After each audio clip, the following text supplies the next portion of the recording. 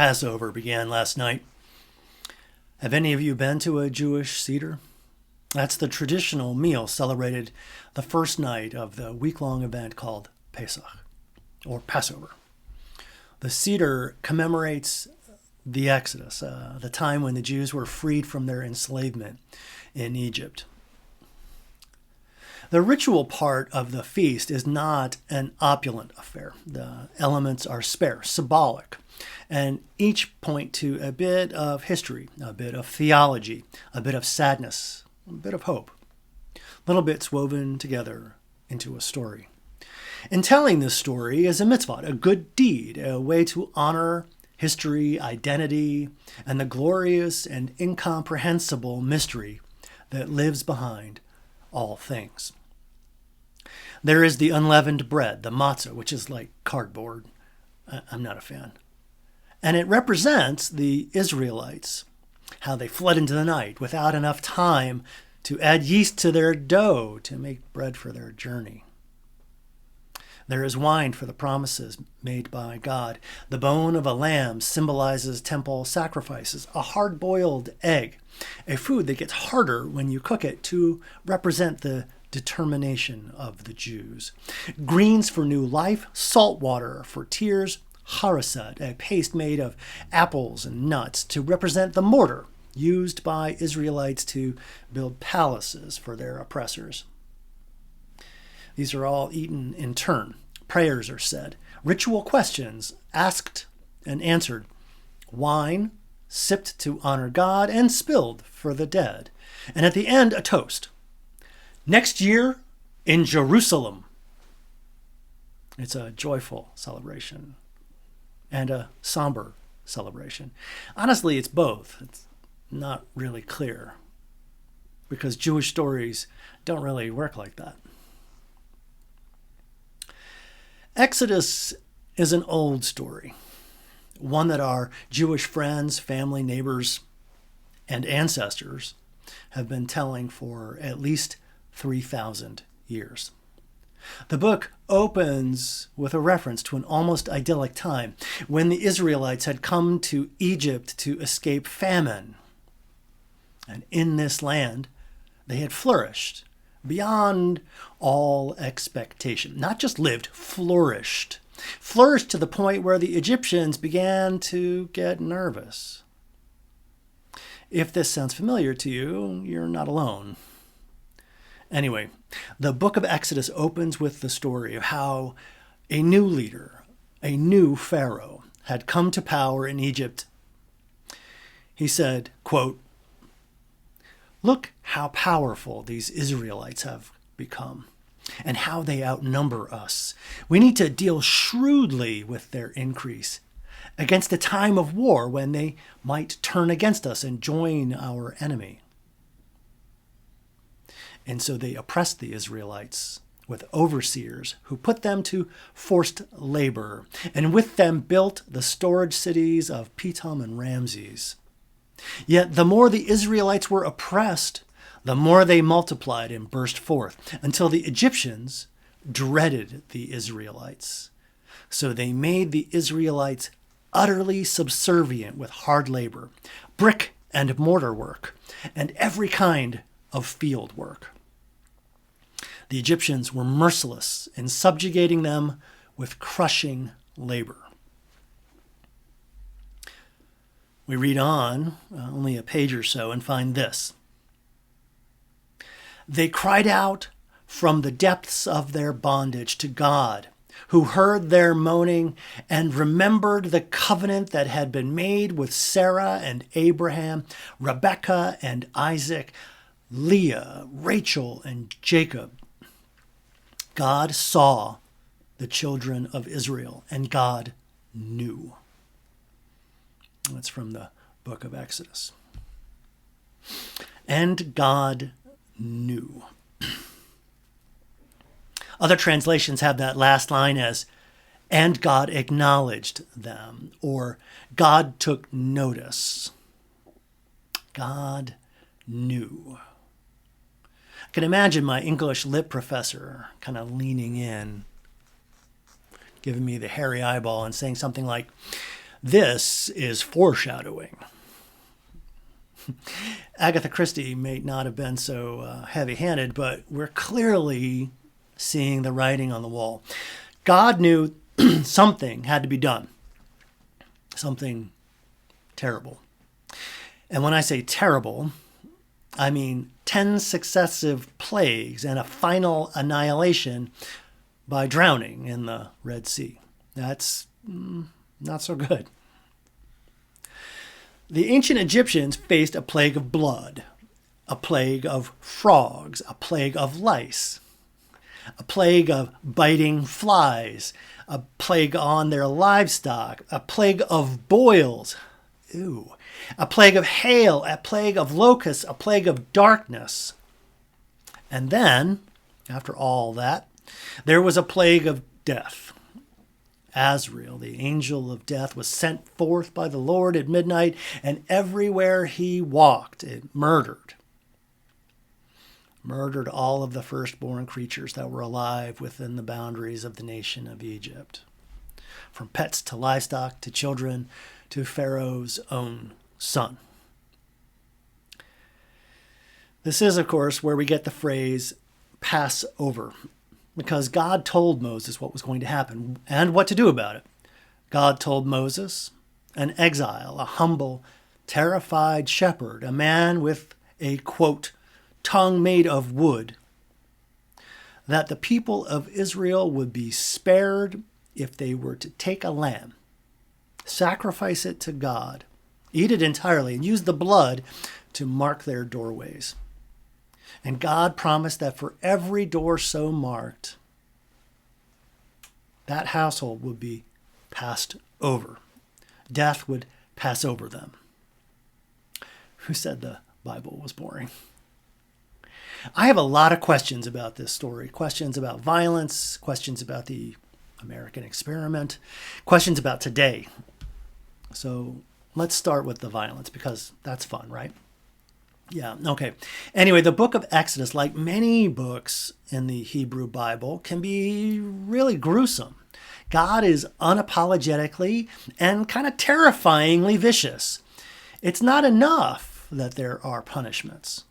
God makes them unavoidable. And that's worth underscoring, because being a reasonable thinking human being, maybe we could expect that the Egyptians would have woken up, done something to avoid their fate. We can easily imagine them saying things like, wait, you turned the water in the Nile, the entire Nile River, you turned that into blood. Oh, okay, well, you know what? You're right, we were wrong. Why don't you just go? Take your scary God with you. That's not how it happened, though. Instead, we read about how God hardened Pharaoh's heart. The book of Exodus says this 19 times. God hardened Pharaoh's heart. For Pharaoh, for Egypt, there would be no room for change, no space for learning, no repentance, redemption, or reconciliation. Oppression and cruelty and misery had been heaped on the Israelites by the ruling caste of Egypt. What came next was not a discussion, not a debate, not a calling out or in, only judgment. An eye for an eye. God knew. God acknowledged the Israelites and their pain and returned that pain to the oppressor. And then, after the final plague had struck down the firstborn, after Pharaoh had let them go, Pharaoh had his heart hardened again. God hardened Pharaoh's heart again. The army went out to capture the Israelites, to punish them, to revenge themselves, only to be swallowed by the Red Sea. Pharaoh and all of the other oppressors were not only beaten, they were ground to dust and then scattered before the storm. If you take the story of the plagues and the glory of God's might literally, you're going to be left with the inescapable conclusion that God was not Mr. Rogers. authors like John Dominic Crossan have written extensively about the violence found in the Bible, and that treatment is something we'll return to in a future sermon. What I want to say here today is that I think it's far more interesting to take these disturbing stories as what I believe would be their original intent, right? Taken figuratively. And seen that way, you get Moses as the first hero figure in the Bible. He stands up to the principalities and the powers, not for his own glory, not for his own benefit, but to make space for the glory and majesty of the infinite. God fills that space with awe-inspiring acts. This God is a real God, a powerful God, the one true God, the only God that is worthy of the name. Witness the power, mortal, and know that you, as a child of Israel, you are special. And together we will do great things. That is, this story is, in short, heroic literature, and actually pretty typical of its era. The recounting of God's unstoppable might is a metaphor for the Jewish faith and the people of Israel. In short, it's propaganda. It's intended to encourage, to inspire, and to provide comfort. You are not alone. Maybe. Yeah, maybe. Maybe, though, I'm being a 21st century literary critic, but I'm not sure I find this approach all that comforting. There's something missing. My rabbi friend acknowledges this tension and points to another ancient part of the Bible, perhaps the oldest story in the Bible, the book of Job. Job, demanding answers from God, does not receive them. God simply is. Job learns that no satisfactory explanation will ever be forthcoming. It's just c'est la vie. My rabbi friend continues saying that the work of trying to make sense of all of this, trying to make sense of life and history and mystery, is something best not left only to the book. It's a conversation. He points back to the Seder ritual and how religious practice can complete the religious experience. He gave me this quote: "By spilling a drop of wine from the Passover cup, one for each plague, we acknowledge that our own joy is lessened and incomplete, for our redemption had to come by means of the punishment of other human beings."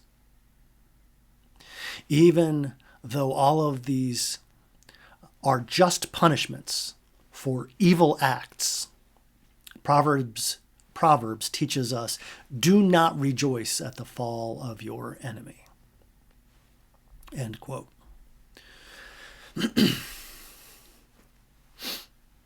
I like that. I like that. A conversation between text and practice. In seminary, I read through the book of Exodus, and I was struck by the terrifically obvious parallels between this story and the history of the enslavement of African peoples here in the United States. Parallels so obvious that you have to wonder how our God-fearing ancestors missed them or deliberately misread them in order to keep on with their keeping on. I remember asking, how could they possibly have read their Bibles and not said to themselves, are we sure about this whole slavery thing? Because, wow, this did not work out for Pharaoh. I like to believe that I would have worn these passages out as an abolitionist preacher. I'm pretty sure this was easy pickings. Lots of pre-war preachers, lots of Unitarian and Universalist preachers used these exact stories like they were themselves biblical prophets, warning of what would happen, what must happen, what will inevitably happen to the rich, the comfortable, the slave-owning South. So how did the slave owners miss it?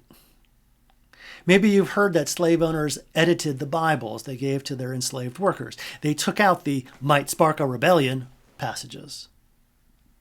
But I'm pretty sure they didn't use these edited versions for themselves. And yet it seems that this story didn't land at all. Why? Was it because God hardened their hearts? Fine, maybe so. But I wonder if it wasn't something else. Like maybe the southern plantation owner didn't read Exodus the same way that you or I might today. Like maybe the southern white supremacist didn't see themselves as the villain in the story at all. Maybe they saw themselves as the Israelites after the Exodus, living fat and happy in God's kingdom, having earned God's blessings. In fact, they totally did read it exactly that way. And in those retellings, President Abraham Lincoln was frequently cast in the role of the hardened heart Pharaoh. I will offer that this feels willfully obtuse. And the hymn, "When Israel Was in Egypt's Land," as it was originally sung by the enslaved Africans in the American South, should make this abundantly clear. But it's this image, this inversion, that brings me back to today. And I think about how easily stories can twist like snakes in the hand. Fox News, fake news, QAnon and conspiracy theories, propaganda and fascists. In today's world, I feel like learning and knowing these ancient wisdom stories for myself is necessary. It's like an act of self-defense. In the end, I suppose I am too optimistic to see all this as an American comeuppance or some kind of just reward. These plagues we are living through, the plague of gun violence, the plague of political violence, the plague of dehumanization, the plague of actual plague, these plagues are certainly familiar. As the Exodus story shows us, we have been here before. My rabbi friend said this very thing, quoting Ecclesiastes at me. He said, "What has been will be again. What has been done will be done again. There is nothing new under the sun." I think he was trying to be comforting. But I'm tempted to make it all make sense. To take the shock and awe of terrifying force and try to wrestle it into a more comfortable shape, something inspiring and uplifting, maybe even comforting, a message for our times. I'm tempted. But I wonder if this is exactly the opposite of what we're supposed to do. Truth is, the Passover is a scary story, but it's only half of the story. The Israelites, being crushed by imperial oppression, suddenly found themselves liberated. And their oppressors then crushed by cosmic oppression. And in that moment of liberation, in that desperate moment, they had to flee into the night. No time even for yeast, for bread. They took what they could grab, their flocks and their fellows, and they followed a whirlwind, a literal whirlwind, out to the sea,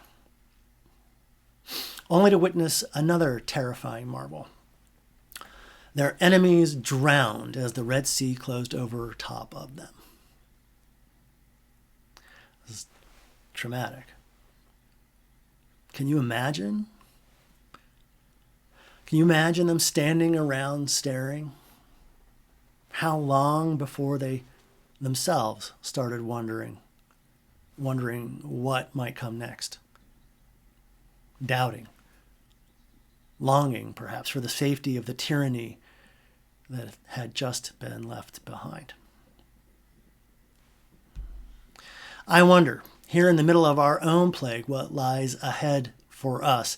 It doesn't take a poet or a prophet to see that the vaccines we are waiting on now are the blood of the Paschal Lamb marking our doors, our feeble warning off of the angel of death. I want to believe that somewhere ahead is liberation, a light at the end of the tunnel. We can only hope that this will be the last plague. But the Exodus story doesn't end with Passover.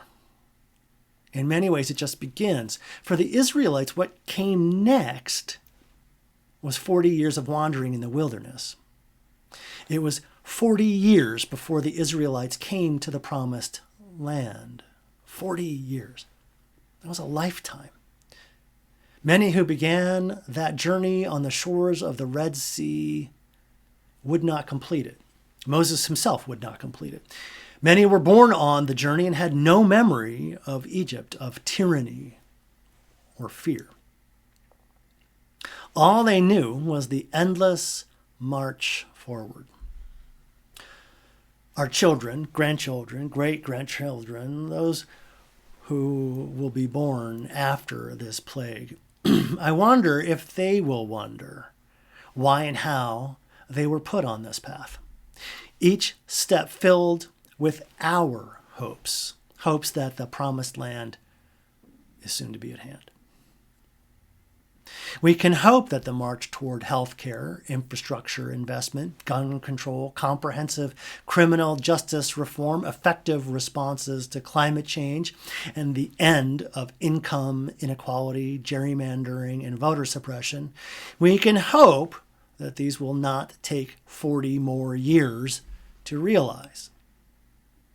Maybe all of these will rain down on us like manna from heaven. And maybe they will. Probably not. Jewish stories don't really work like that. Here, on the threshold of an uncertain future, we can only hope. Our journey, our flight, our own exodus into the future is already underway. We just have to keep faith and keep going. In the meantime, the cedar plate confronts us this year as every year. We have matzah to represent the unexpected journey. There is wine for the promises made by God, the bone of a lamb to remember death, a hard-boiled egg, a food that gets harder when you cook it, to represent our growing determination, greens for new life, salt water for tears, charaset to remind us of unjust labors past. Eaten in turn, prayers said, ritual questions asked, wine sipped to honor God, and spilled for those who could not be, would not be saved. And at the end, a toast to the belief that one day, if we keep on, we'll make it to the promised land together. So together, we say in hope and in prayer, next year in Jerusalem. Chag Pesach Sameach. Happy Passover. L'chaim and Amen.